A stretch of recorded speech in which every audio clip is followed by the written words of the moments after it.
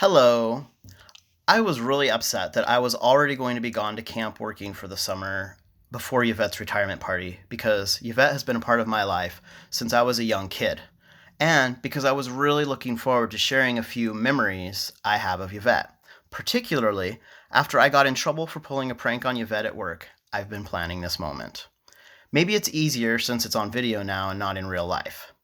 When Yvette first became the bus driver for the Dorina route in the 1988-1989 school year, the same route that she's driven ever since, I was in the 3rd grade and I was one of those students riding good old bus 20 at the time. Yvette was a pretty cool bus driver. At least I never had any issues with her. I was even one of her bus helpers, which I'm sure she saved those positions for her favorites, right? I remember Yvette often wearing her spandex workout jumpsuit stuff and driving that blue Firebird. She was pretty cool. Seriously, though, Yvette was a cool bus driver. Believe it or not, Dorina was a smaller school back then than it is now. Back in the day, at the Y, where Row River Road split from Government Road, which is now Shoreview Drive, there was John Anderson's Market. I'm certain this would never fly nowadays, and Yvette would be the first to scold you if you tried it. But back in my day, at the end of the school year, or maybe it was before spring break, I can't remember, maybe it even happened more than once in the school year, she would tell us ahead of time so that we would bring some money, and in the afternoon that day, she would stop at the market in the middle of the route, and we would all go in to buy ourselves some candy or chips or soda or whatever. For us out-of-town kids, this was a big deal and was such an exciting sign of the change of the seasons. The school year was almost over or whatever. I also remember before Culp Creek School closed, and the Culp Creek bus would meet the Dorina bus, where the post office is now, to do transfers. And again, some certain day of the year, there would be a paper ball fight. For just a few moments, everybody would wad up paper balls and throw them around at each other, maybe even back and forth to the other bus during the transfer. And we had to make sure everything was cleaned up afterwards, though. Now, both Yvette and Vicky Brown, who drove bus 20 before Yvette, have denied these stories having happened when I've brought them up in the past. But I want you to know that when my aunts or my cousins or my parents or anyone has a question about family history, I am the family member with the elephant memory who they all go to. Just saying. Now, Yvette's sons were just slightly younger than myself, and they also attended Dorina because at the time they lived straight across from Baker Bay. I remember the bus pulling up to their stop, and every once in a while, probably not often, they would be running late. You can bet Yvette was more impatient with them running late than the rest of us. She would honk her horn and grumble and holler at them and shake her head and scold them when they would get on and after coming running down the driveway.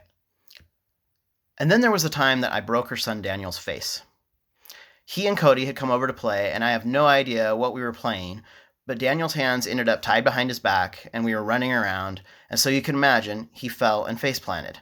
It was a pretty gnarly bruise and swelling on his chin and mouth. We're talking like he may have needed stitches or a doctor visit.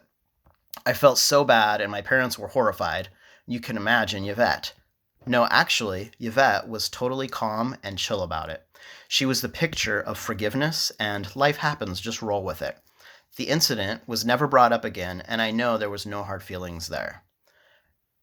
And then there was also the time that the bear ran out in front of the bus up at the top of the lake. That probably happened to her maybe more than once, but I remember it as a kid and her pointing it out to everyone, and it was like right there. That was a pretty cool moment too. Most of you probably know that a big part of Yvette's life is her faith and her relationship with Jesus. She doesn't hide it, and she's always willing to speak of it when appropriate. But I think one of the greatest ways that she displays it is through her faithfulness. Yvette has worked the same job for the better part of 4 decades. Not very many people do that anymore. And Yvette has done an outstanding job, as far as I know, the entire time. She has maintained her commitment to her workout classes and students. She remained a faithful leader with Child Evangelism Fellowship in the community that she knows and loves. And she is faithful to her family. I have known Yvette for virtually my entire life, and these things have all always defined her. She has remained true to what her Lord has called her to be in such a time and a place as this. These are all fond memories I have of Yvette, growing up and as a person, but I think that my favorite one is the honor that I've had to grow up and not just know her as a kid as my bus driver, but to also work alongside her as co-workers at transportation. Just as with others like Anita and Vicky Brown and Leroy, only in little towns like Cottage Grove do you get to do that, and it has been such a privilege for me to do so with you, Yvette. Thank you for being an example of a solid, faithful, faith-filled person in my life, and I'm sure in the life of so many others. One of my favorite Psalms is Psalm 20. This is a psalm that I always use when I honor and celebrate my students who are graduating. It is a song which blesses and celebrates and also commits the community to continue to walk alongside and encourage. In many ways, you are graduating, Yvette. And so that is your homework assignment from me, is to read Psalm 20 and know that that is my blessing and my prayer for you. Thank you for your decades of service and love towards this community in so many ways. Now go have fun and continue making wise choices. Thank you. And if you're crying, that's my last prank for you. Thanks.